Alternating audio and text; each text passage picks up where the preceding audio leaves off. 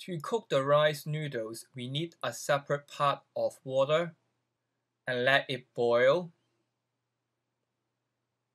And then we will put the fresh Vietnamese rice noodle into the boiling water and let it cook for just 7 to 10 seconds.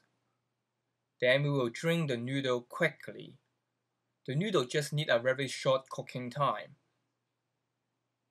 Then we will lay the noodle in our serving bowl.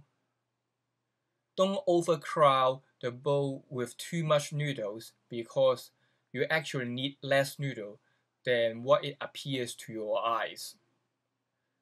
Then we will add the soup with the beef pieces over the top. The beef noodle soup takes a while to make, but you can actually make a lot more soup base ahead, and cooking the noodle will just take minutes. Then we will add the cilantro leaves,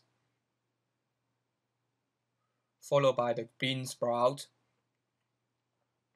also the Thai basil, and your noodle soup is ready for serving.